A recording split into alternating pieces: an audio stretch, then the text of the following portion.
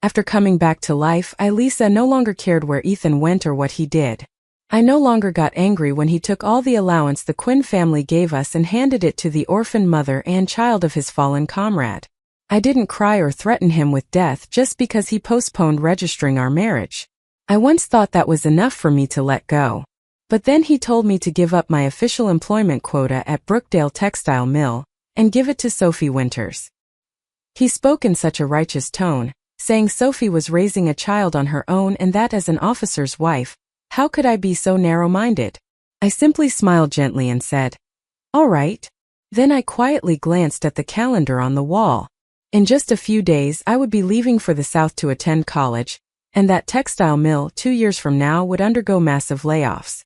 It was only a box of fruit preserves our team received, he continued. I gave it to Sophie and her kid. Do you really need to be this angry? She just lost her husband and still has to raise a small child. Why can't you be more understanding? When Andrew was deployed, what he worried about the most was his wife and kid. If I don't help them now, how could I ever face him again? Looking at Ethan holding that familiar box of preserves, my hands trembled uncontrollably. The scene before me told me clearly. This was the second chance heaven had given me. Thinking about the tragic death of my previous life, my heart throbbed painfully. In everyone's eyes, I was never worthy of Ethan Carter. Whether in background or appearance, I was far beneath him. He was the commander of a military district who had returned with great merit, while I was just an orphaned girl from the mountains with no power or status. If not for my grandfather and the Carter family sharing a life-saving bond and my grandfather's dying wish that I be engaged to Ethan, we would never have had any connection at all. But I had lived under the Carter family's roof for 3 years now, and this was the year Ethan intended to fulfill our engagement. However, not long ago, Sophie Winters' husband, Andrew, died in the line of duty. Before he died, Ethan had promised to take care of Sophie and her child for the rest of his life. That was his vow. And in my previous life, just to stay by his side, I gave up the chance to be sent to college. I resigned myself to taking care of him for 45 years, spending my entire life trapped inside the small Carter house, serving my in-laws and raising children. Yet, when I was lying on my deathbed, I saw Ethan holding Sophie's hand as they prepared to celebrate their golden anniversary. My son, the child I single-handedly raised, hid from me that he had married her daughter. I even wrote a screenplay for their perfect family of 4, just to celebrate their reunion, a reunion that did not include me. In that moment, the contempt in my in-laws' eyes, Ethan's coldness, and my son's disdain filled me with bitter unwillingness. Why did the in-laws I served day and night while they were bedridden repay me with a husband who sought romance elsewhere? Why did the son I bore at the risk of my life and raised to adulthood force me to sign divorce papers telling me I wasn't worthy of his father? Why did I have to bury my entire life for them? With the last of my strength, I dragged myself to the gate of the university. I wondered if everything would have been different had I never married Ethan Carter. But before I could think further, I took my final breath. When I opened my eyes again, heaven had given me another chance. This time I returned to the moment right before I was set to attend college on a public assignment. Everything was still in time. I looked at Ethan standing before me, speaking in a gentle and persuasive tone, his eyes slightly red. I said softly, "I know. You can take the preserves to them." Ethan clearly paused for a moment, his hand tightening as he covered his mouth and cleared his throat twice. "Don't worry," Ethan said. "Next time I won't take it again." I knew that line all too well. It was exactly the same as when in my previous life, he forced me to give up my room. I didn't answer him, nor did I bother telling him that the preserves were something the doctor told me to eat because of my bronchitis. I simply turned around and walked away. The calendar on the wall earlier showed that today was the last day to register, and the admission notice still hadn't arrived yet. Every mistake had returned to its starting point, and I had the chance to fix everything. This time, I absolutely wouldn't spend my whole life being a fool again. I ran straight to the office of the factory director. "Sir, I've thought it through. I want to go to college." He froze for a moment, then asked cautiously, "Are you sure? If you leave, you won't be back for 5 years, and you'll be going all the way down south. Still, your skills at the mill are the best we have. It'd be a shame if you didn't go. But you and Commander Ethan are about to get married, So it's understandable you might not want to leave. Everyone thought I would never leave Ethan to study in the South. But after living one whole life already, how could I stop and waste everything because of him? I'm very sure, I said. I want to study. As for Ethan, I'm sure he'd want me to become a better person too. In the end, the director agreed, telling me the admission letter and train ticket would arrive in a few days, and that I should hurry home to prepare. I had 1 week left before reporting to school. I let out a breath as I stepped out of the office. And right then, as I reached the entrance of the state-owned store, I saw Ethan pushing his bicycle alongside Sophie Winters and her daughter Lily. Sophie was wearing a soft red outfit, looking gentle and elegant. Lily clung to Ethan's arm, calling affectionately, "Daddy, Ethan, look." If I didn't know better, I would have thought they were a happy family of 3. I pretended not to see them and walked straight past. But Sophie's sharp eyes still caught sight of me. She called out, "Lisa, don't misunderstand. Lily doesn't know any better. She keeps asking where her dad went." And Ethan, being kind, told her that someday he'd be her dad. Before I could respond, Ethan rushed to smooth things over. "No, Lisa isn't the type to hold grudges. Don't worry about it." I let out a bitter laugh. In my previous life, Sophie's daughter also called Ethan dad. At first, I felt uncomfortable and even argued with him a few times. But each time he said that Lily's father was a martyr who died for the country, and that Sophie and her daughter were pitiful and alone. As the wife of a military officer, I should be understanding. So I swallowed it all down and endured an entire lifetime. But had anyone ever endured anything for me? Had anyone ever thought of my feelings? I smiled and said calmly, "Of course it's fine. If Louis wants to call him Dad, I fully support it." Ethan frowned slightly, clearly not expecting me to be so generous today. His eyes searched mine, but I didn't look at him. Instead, my gaze fell directly on Sophie. She had a naturally pleasant face. Even at 50 in my previous life, she was still charming and elegant. Meanwhile, I had spent years toiling in the house, worn down until my appearance looked tired and plain. No wonder she won Ethan's heart so easily. At that moment, the store clerk came out with a newly finished dress. Just one glance and I instantly recognized the fabric. It was the material I had saved up for 2 years to make my wedding dress. And now Ethan had taken it and given it to Sophie. His expression turned awkward as he rushed to explain. "Lisa, don't misunderstand. Sophie's clothes were too tight, and I noticed we still had some fabric at home, so I gave it to her." I replied calmly, "It's all right. It's just the fabric I planned to use to make my wedding dress that you gave to someone else." Ethan's face went completely rigid. "I'm sorry.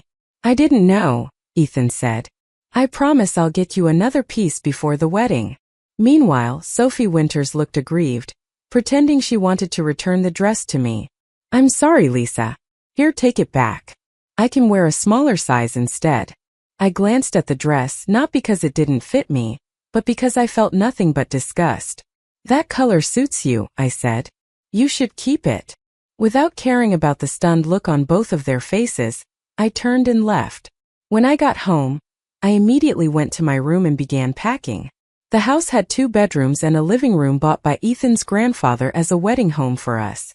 2 years ago, Ethan and I moved in together. But in truth, there was very little in this place that belonged to me.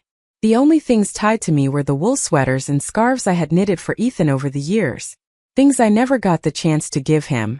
Now there was no need to give them at all. I gathered them up and stuffed them into a single bag. Early the next morning, I brought the bag to the black market and exchanged everything for $50. Even though attending college on a public assignment meant I didn't have to worry about tuition, having a little money on hand was still necessary.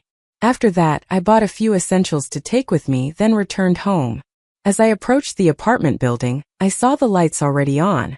Ethan had returned. I was just about to step inside when I heard Sophie's soft, caring voice from within. "Are you sure it's really okay? That fabric coupon of Lisa's that you gave me? You two are about to register your marriage, aren't you?" Ethan answered, "It's fine. I already asked the unit to postpone the registration. There's still time. I'll make it up to her later." Sophie let out a sigh, sounding so pitiful. "That's wonderful. I really admire the two of you. Not like me, a widow with a child." Her voice grew smaller. "Ethan, once you get married, will you still care about my daughter and me?" Without the slightest hesitation, Ethan replied, "Of course. Don't overthink it. Honestly, if it weren't for the engagement our grandfather made, Lisa and I wouldn't have ended up together anyway." My fists tightened, nails digging into my palms until it hurt, just to suppress the bitterness rising in my chest. Even though I had already decided to let go of this man, hearing my own fiancé speak so coldly still made my heart twist in pain. I took a deep breath to steady myself, then pretended nothing had happened as I stepped inside. Ethan immediately stood up. "Lisa, you're back. I brought your favorite meatballs and brown sauce from the cafeteria today. Go wash your hands and eat." I paused in surprise. In both my lifetimes, Ethan had almost never done something like this. When I sat down at the table, I saw little Lily Winters dividing the meatballs, one for herself, one for her mother, and one placed in Ethan's bowl. There was only one person she didn't serve: me.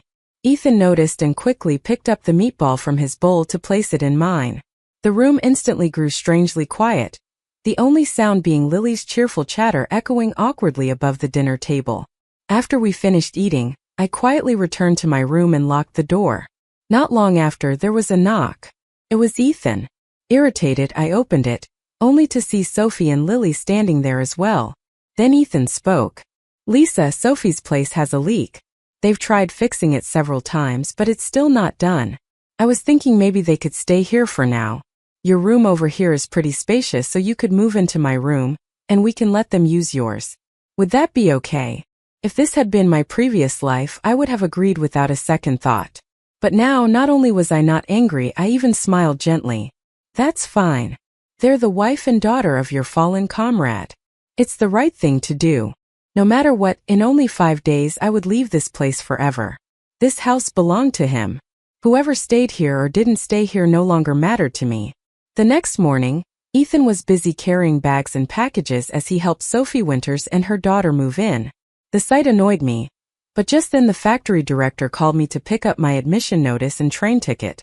I gladly stepped out to avoid watching any more of that scene. On my way back, I happened to run into Ethan's former superior, Mr. Turner. When he learned that I would soon be heading south for college, he asked, "What about Ethan? Weren't you two going to register for marriage soon?"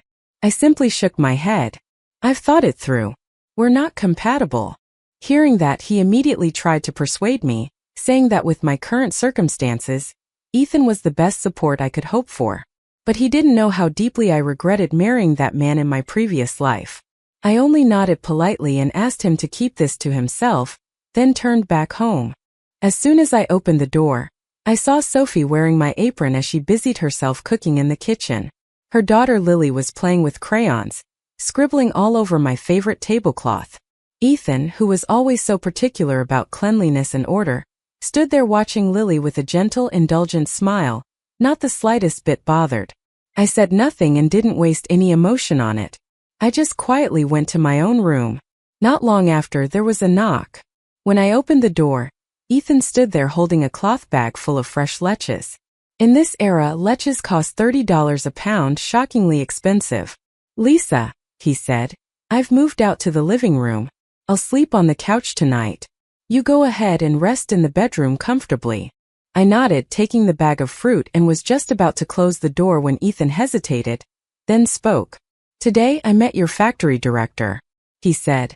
"Once you get an official permanent position, they'll assign you housing." Lisa, look at Sophie.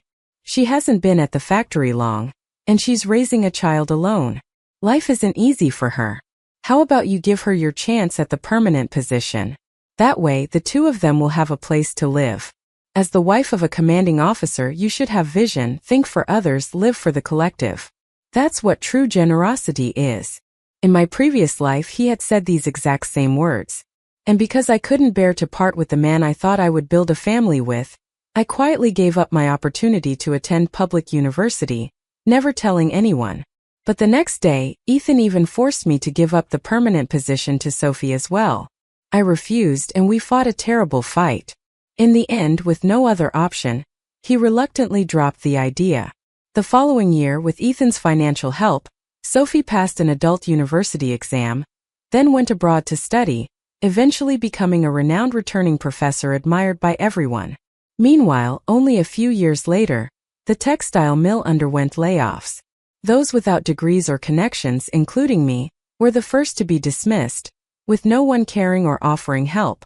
Thinking of that, I couldn't help but laugh. Without hesitation, I nodded.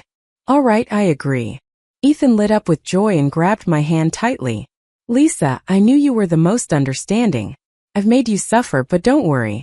Once Sophie and her daughter settle down, I'll marry you. I'll treat you really well. I only nodded casually. It's fine.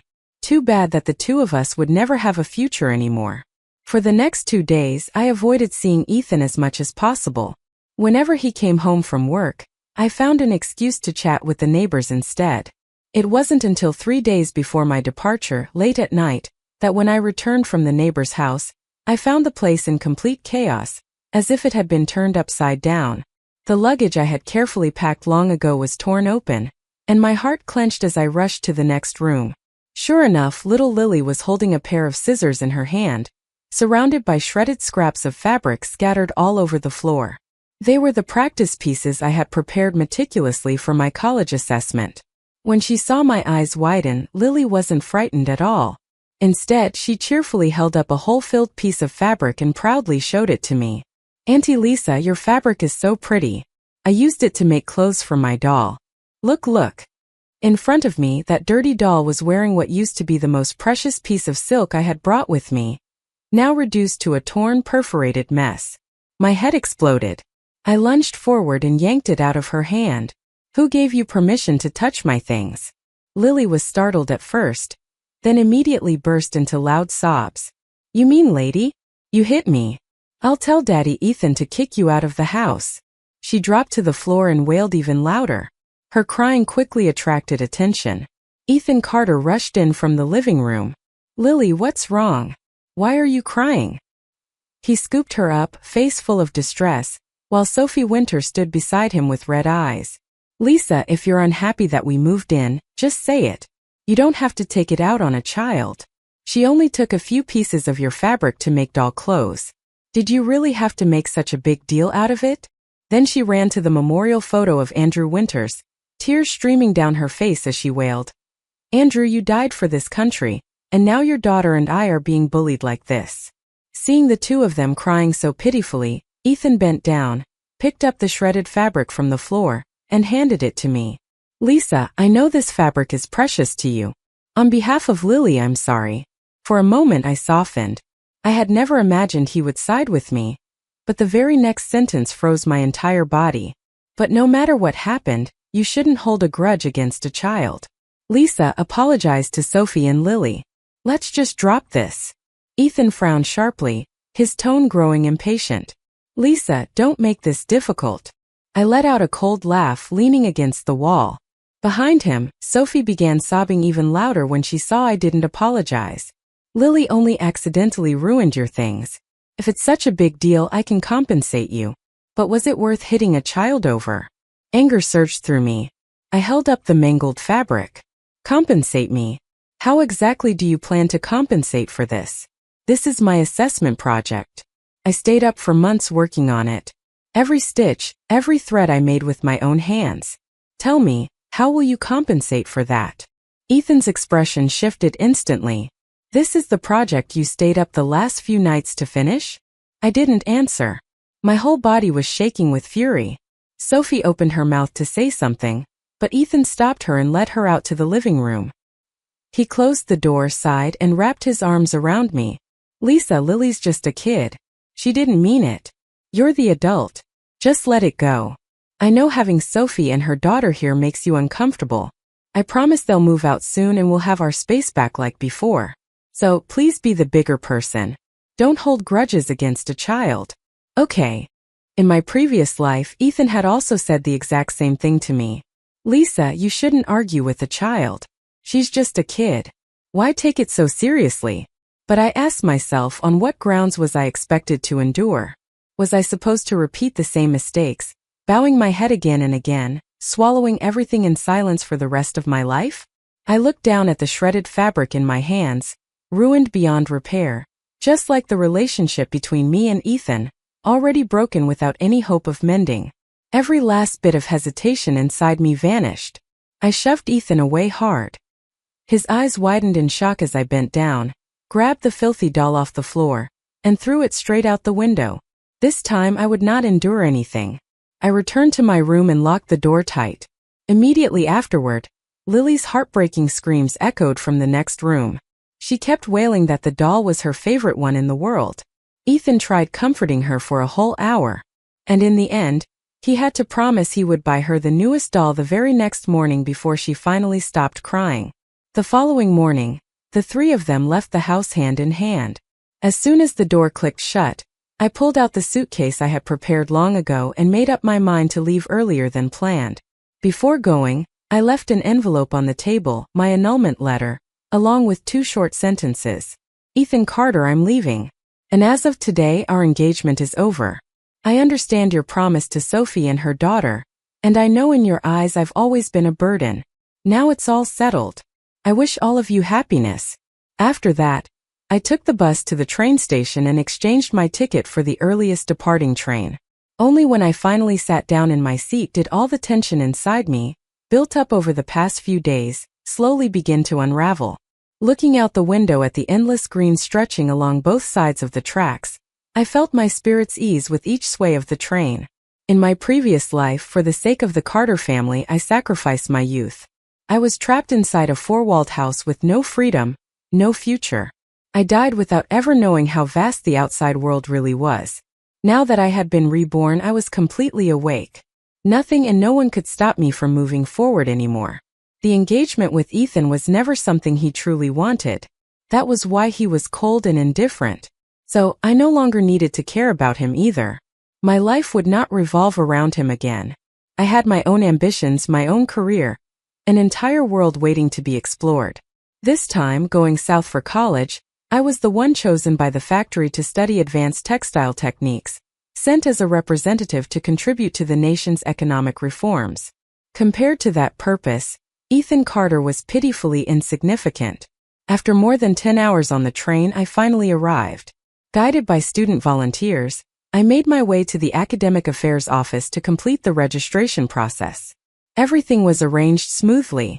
Soon after came the opening ceremony. Sitting inside the lecture hall, my heart surged with an indescribable feeling as if I had been reborn. In my previous life, I never had the chance to step inside a university. I died cold and alone on the street. But in this life, I would cherish every opportunity life granted me. Each day, aside from eating and sleeping, all my remaining time was devoted either to class or to working beside the machines, tirelessly studying textile technology. Whenever the professor stood on the podium and spoke about the future of the textile industry, a bittersweet ache always welled up in my chest because I remembered how in my previous life, every time the subject of college came up, Ethan's mother never stopped mocking me. She would sneer, "You're jealous, aren't you? Look at someone like Sophie Winters. She got into college with her own ability and even studied abroad. Not like you who only knows how to stay at home and do chores. Marrying into our Carter family is a blessing you earned after several lifetimes. A woman who only sweeps floors and wipes windows all day. What man wouldn't be sick of that? You're living in fortune and don't even know it. No wonder my son isn't close to you. Look at Sophie and learn from her. She talks to children so gently, patiently, telling them interesting stories. And you? You spend all day looking like someone at a funeral. Back then, I truly believed that if I treated them well enough, they would eventually love me back. So, the more they belittled me, the harder I tried.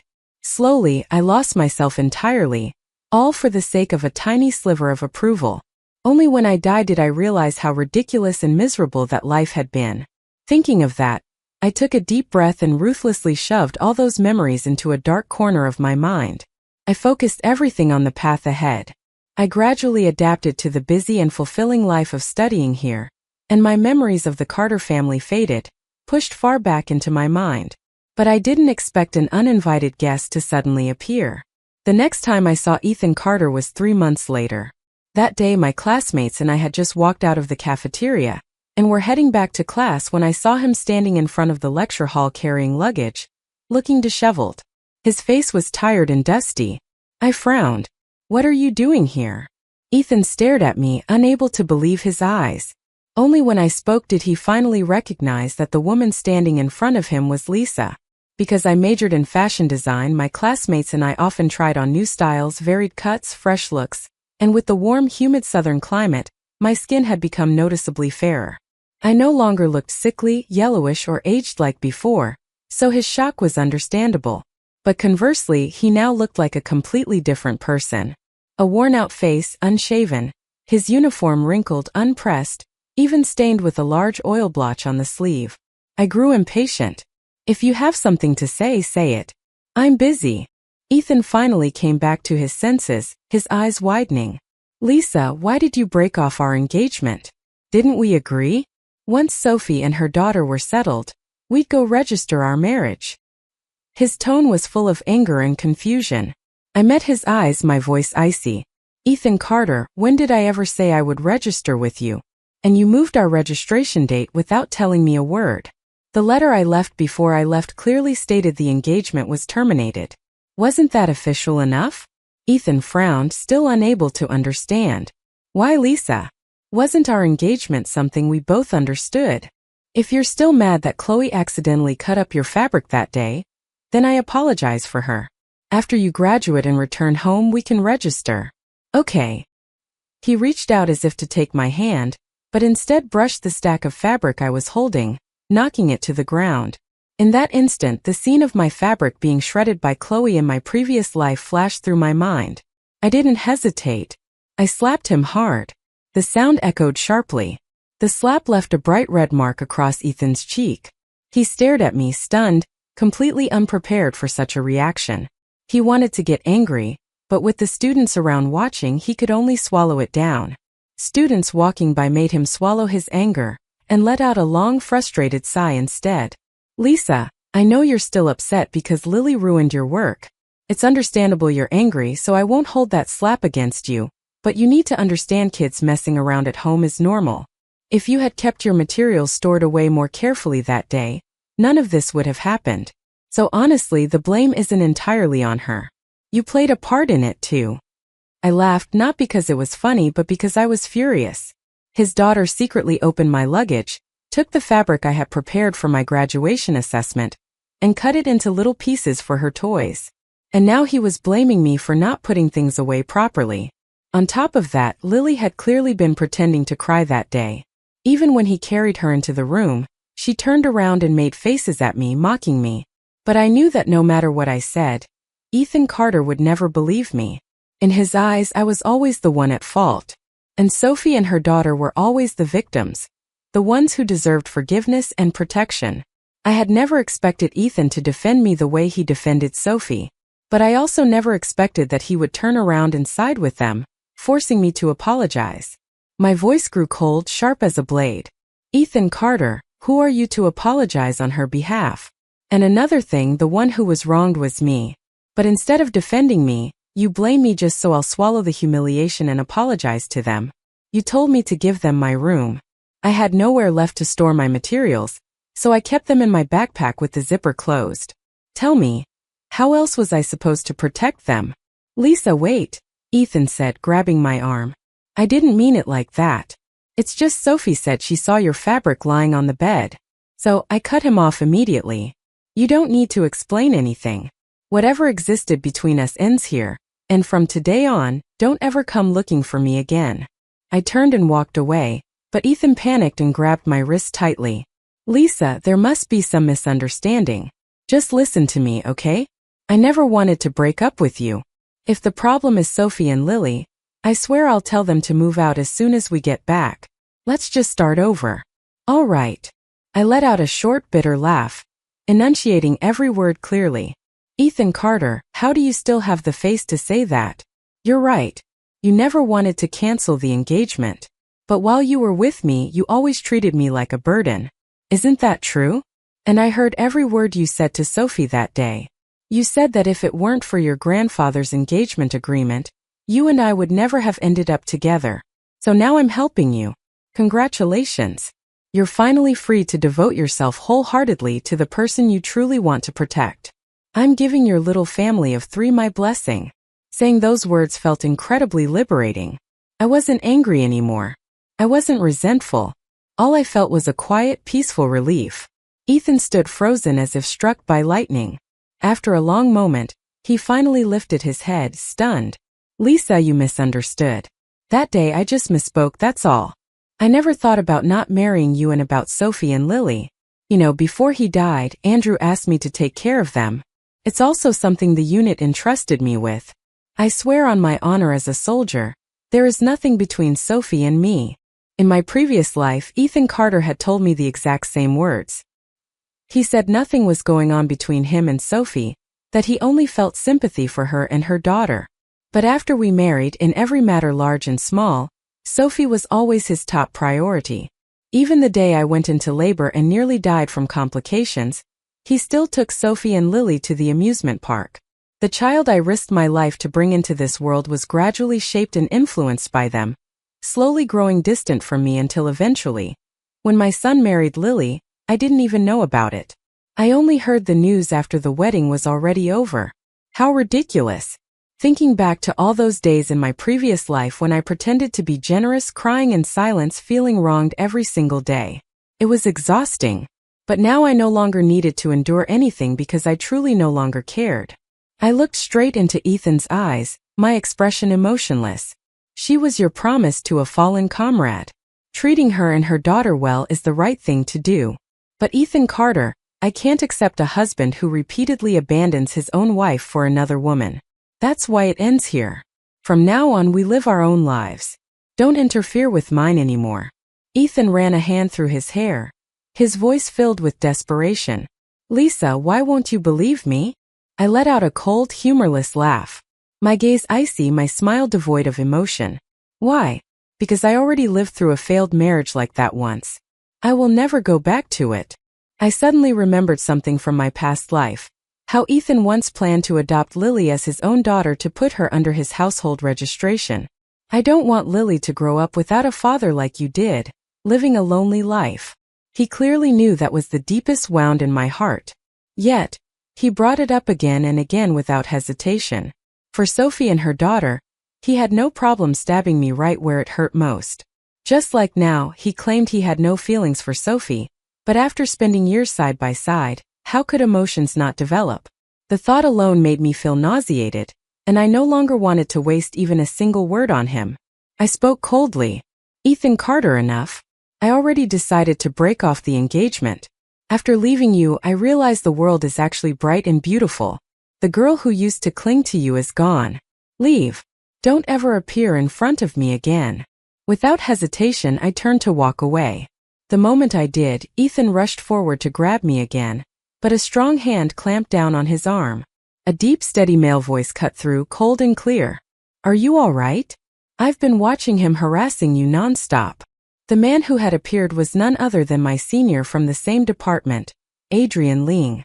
On my first day arriving at Southport Station, he was the one who came to pick me up. On the way, I learned he was originally from Beijing, later went abroad with his uncle, and eventually got accepted into this university. He didn't waste unnecessary words.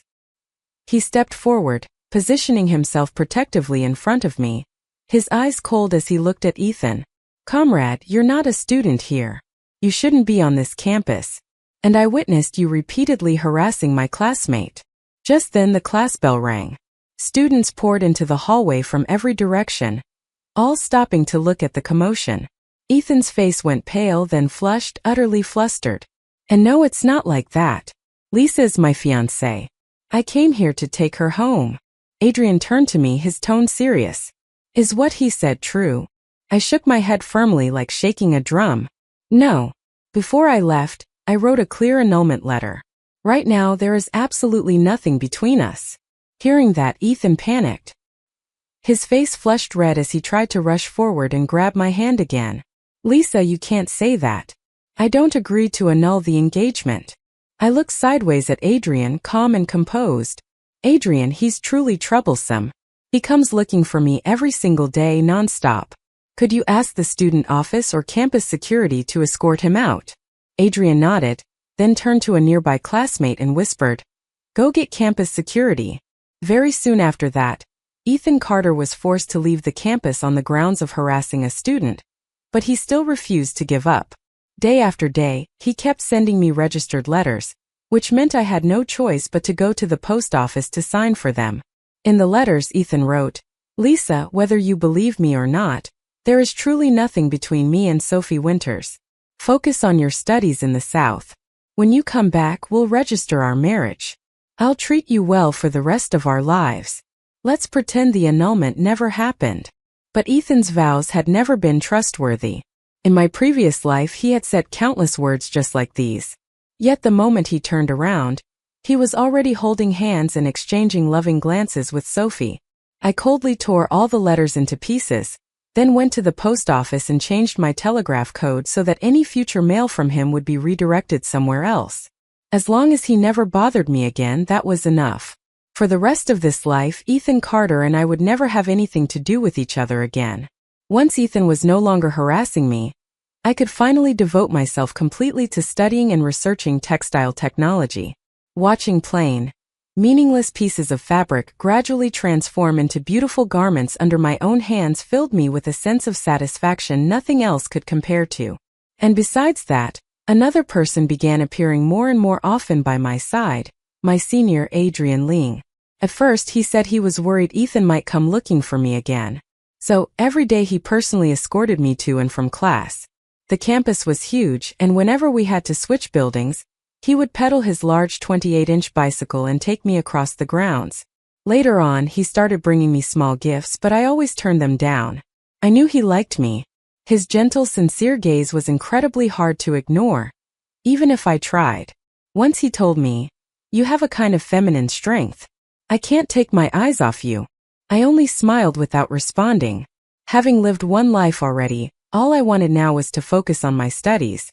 Matters of the heart could wait. At that moment, I didn't yet have the courage to start a new relationship. Not because I was afraid, but because I wanted to love again only when I could do so from a place of independence and strength. Time passed quickly. My 5 years at the public university finally came to a perfect end. I became an outstanding graduate and was invited on stage to give a speech at the welcome ceremony for the incoming freshmen. When my fashion design sketches were displayed on the large screen, the entire auditorium erupted into applause and cheers. In that moment, I knew I had touched my dream with my own hands. After graduation, I was honored to receive several fashion design awards, both domestic and international. Right after the ceremony, I declined offers from several overseas companies, and chose instead to return to Beijing to build my career. After all, the factory had sponsored my 5 years of education. It was time for me to return and shine in the place where everything began. But as soon as I stepped out of the auditorium, I saw Adrian Ling standing at the school gate holding a bouquet of fresh flowers. He walked toward me and suddenly dropped to one knee. His deep, steady voice rang out amid the breeze and the golden sunset. "Lisa, I know you've been hurt in love before, but today I still want to tell you I like you. Would you be willing to be my girlfriend? I'll spend my whole life loving you."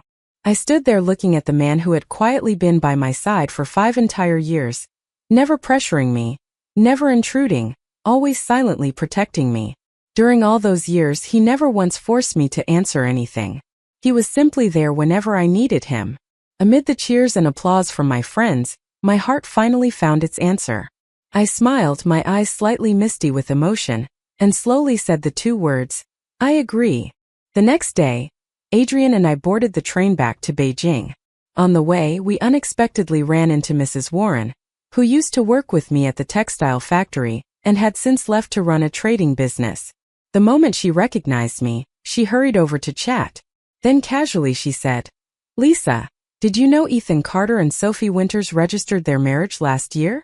I simply listened quietly, my heart completely calm. Mrs. Warren continued, "Back then, after he returned to Beijing from your school, I heard he rented a separate place for Sophie and Lily. Sophie even tried to refuse, saying she and her daughter could stay at his place to save money. But Ethan insisted. He said a single man and a widow living under the same roof would go against social norms and cause gossip. And then that whole mess about him going to your university to find you got reported to his superior. He was disciplined immediately and wasn't allowed to leave Beijing for 5 years. Probably because of that, he panicked and kept writing you all those apology letters begging you to come back." She sighed. And after that, Sophie kept making excuses. Lily being sick, being bullied, needing help, calling Ethan over again and again. One mid-autumn festival, she even got him drunk and purposely slept in the same bed. The neighbors saw everything. The next morning, the whole county was talking about it. And because Lily kept calling him Daddy Carter, the rumors spread even worse. People were saying you left because he cheated on you. But you were already down south studying. No matter what explanation you gave, no one cared. Eventually, the organization stepped in and forced him to marry Sophie. Mrs. Warren glanced at me, then at Adrian walking beside me, gently holding my hand. She chuckled with admiration. Lisa, you really know how to pick the right path. Staying away from that mother and daughter was the biggest blessing of your life. You even got into university, went south to study, and now you've got this tall, handsome young man by your side. He's way better than that Captain Carter. I only smiled in response, but inside I knew I was truly fortunate. Fortunate to have been reborn before the college entrance exam. Fortunate to have escaped the muddy darkness of my previous life. Fortunate to have finally met a man who genuinely loved me. After getting off the train, Adrian and I went straight to the factory. Before graduation, an international company had reached out wanting to collaborate on transferring advanced textile technology to the factory.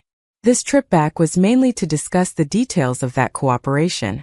After a long afternoon of meetings and careful planning, we decided to hold a mobilization conference the next day. The plan was to gather all unemployed female workers in the area and select a group of quick, skillful ones to participate in the technological transition. When the administrative clerk handed me the list of unemployed workers, I only needed a glance to see Sophie Winters's name. Just like in my previous life, she was among the first to be laid off. I raised an eyebrow but didn't bother commenting. The next morning, as Adrian and I stepped into the factory, a familiar voice exploded behind me. Lisa, you actually dare show your face here? Let me warn you. I'm married to Ethan Carter now. Whatever happens between us has nothing to do with you anymore. Sophie Winters stood there with her arms crossed, her face full of arrogance. Her eyes flickered with a hint of suspicion, as if she had just noticed something. Isn't today the factory's mobilization meeting? Don't tell me you're here to compete for a spot too. Don't forget, 5 years ago you stopped being a worker here. Adrian instinctively stepped forward, but I gently held his arm and calmly spoke. Forget? How could I ever forget? Didn't I graciously give you my permanent factory position back then? The moment those words left my mouth, Sophie Winters's expression changed instantly. She was so furious she jabbed a finger right at my face, ready to curse me out. But just then the factory director stepped out of his car and walked over. After glancing around, he pointed at her and barked, "Enough! Who allowed you to shout at the factory's new designer?" Sophie froze in place as if struck by lightning, her mouth hanging open in disbelief. "What? You're saying the new designer is Lisa?" She immediately changed her expression. Just moments ago, she had been arrogant and hostile, but now she switched to a greasy, flattering smile. "Lisa, I was wrong. I must have mistaken you earlier and said nonsense. Don't take it to heart. Okay, you've come back to help the factory. Please lend us a hand." As she spoke, she leaned close and whispered in my ear, "Later when you pick workers, make sure to choose me. I've been unemployed for 3 years now. My whole family only survives on Ethan's allowance. We're having a really hard time." I snorted, pushed her aside without the slightest courtesy, and walked into the assembly hall with Adrian. During the meeting, I opened my suitcase and took out a dress sample I had brought from the South. As my design was projected onto the screen, I analyzed the stitching techniques in detail. After the presentation, I assigned a task. Within 30 minutes, every worker present had to sew an inner lining for the dress. While they worked, I deliberately walked around the factory, this place where I had shed blood, sweat, and tears in my previous life. Soon, workers began finishing their pieces. When the selection was completed, the final list of workers to be retained was prepared. I instructed little Lee from the office to bring the list down to the workshop and announce it. Not long after, loud, angry shouting erupted downstairs. "Lisa, you're such a petty witch. How dare you use your position for personal revenge? You're jealous that I married Ethan, right? Jealous that he kicked his orphaned, raised since childhood future wife out of the house for me. I thought you had a kind heart. Turns out you're nothing but a disgusting woman. Sophie Winters was so furious she lost all control, hurling insults and profanity in front of everyone. The factory director immediately ordered security to escort her out and announced that she would be permanently banned from being rehired. Before she was taken away, I gestured for little Lee to bring me her sewing assignment. I picked up the poorly sewn, puckered, wrinkled dress lining and threw it directly at her. Sophie Winters, this is your skill level. Even new graduates are better than this. Tell me, why should I hire you? This is a textile factory, not a charity. The moment I finished, Sophie suddenly jerked free from the security guards. She pulled a small, sharp object from her pocket and lunged at me. In that split second of danger, strong hands blocked the blow, blood streaming down. Ethan Carter stood in front of me. His eyes were ice cold as he shouted, "Are you crazy, Sophie? Haven't you caused enough damage, and now you're trying to hurt Lisa, too?" Sophie froze as if struck by a fatal blow. His look of disgust stabbed straight into her heart. She collapsed to the ground, sobbing uncontrollably. "It's not my fault. You pushed me to this. Don't think I don't know. You call her name every night in your sleep. Now she's back. What about me? What about Lily?" Ethan tossed the makeshift weapon aside and opened his mouth to speak, but the security team rushed in. They immediately handcuffed Sophie on the spot. She knew this time she would not escape. In this era, attacking someone with a weapon was a serious crime. What awaited her was prison, a heavy sentence, and the complete destruction of her life. Ethan Carter. At that moment, Ethan no longer showed even a trace of pity. He simply said coldly, "I promised I would take good care of Lily."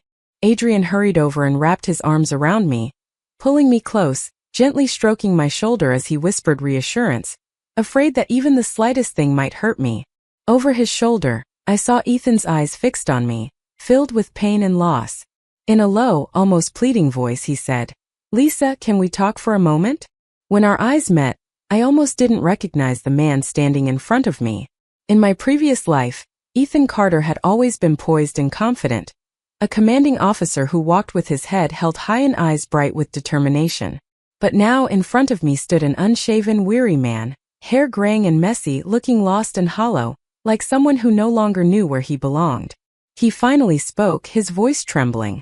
"I'm sorry for everything back then. I've wanted to apologize for so long. Afterward, I realized the problem and punished Lily severely for what she did. I was foolish. I was wrong. Lisa, can we start over?"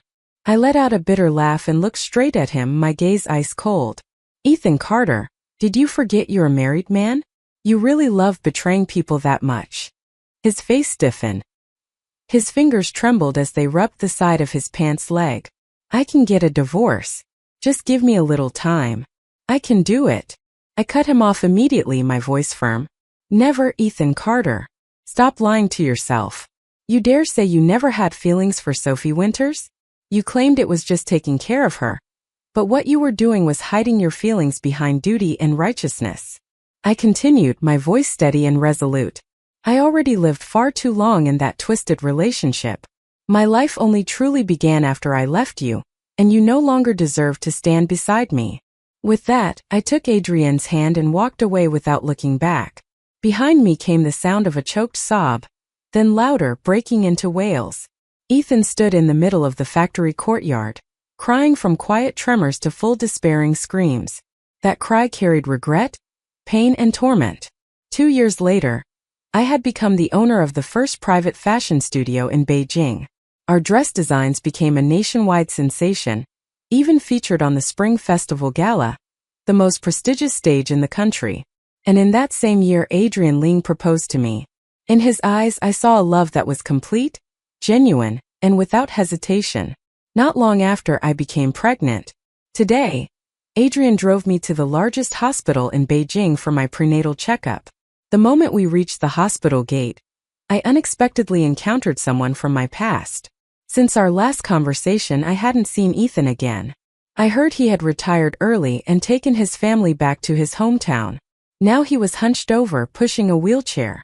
Sitting in it was an elderly woman, his mother, who had been my mother-in-law in my previous life. Judging by the timing, she must have recently fallen down the stairs, leaving half her body paralyzed. Walking beside them was a young woman, clearly Lily Winters, now already an adult. I was about to turn away when I heard Ethan say, "Lily, help me carry these bags. Your grandmother can't move on her own, and I can't manage everything." Lily frowned impatiently. "Why should I? You're not even my real dad, and that old woman stinks. I don't want to go near her." Then she spun around and stormed off without a backward glance. Ethan struggled to gather the bags, gritting his teeth as he pushed the wheelchair forward. When he walked past me, he kept his head down at first. But then, as if sensing something, he suddenly looked up. But his gaze instinctively fell to my belly, now visibly rounded. Ethan froze, rooted to the spot. For some reason, in that brief moment, a thought flashed through his mind. If the woman he had married back then had been Lisa, maybe now they would have had a warm, complete family, not the broken life he was living. Years passed. I gave birth to a son and a daughter, both obedient and kind. Adrian Leung truly kept the promise he once made. He spent his entire life loving me wholeheartedly. On my 60th birthday, our family of 3 generations gathered around the table. We shared cake and took pictures, laughter filling the courtyard. My little granddaughter tugged at my sleeve, insisting she wanted to see the bouquet of roses her grandfather had bought for me. But the moment we stepped into the living room, she blinked in confusion and said, "Grandma, there's an old man sleeping outside." Curious, I followed her to the yard. And to my shock, the man lying there was Ethan Carter. He was still without breath. But in his hand, he clutched a worn yellow document, the marriage registration form I once left behind. Across it was a shaky, trembling line of 2 words. "I'm sorry." I stood there in the soft breeze, my eyes calm, neither sad nor resentful. I no longer needed that apology because in my arms was a radiant bouquet of roses in full bloom. And behind me was a family overflowing with love. My present, my future, everything I once never dared to dream of.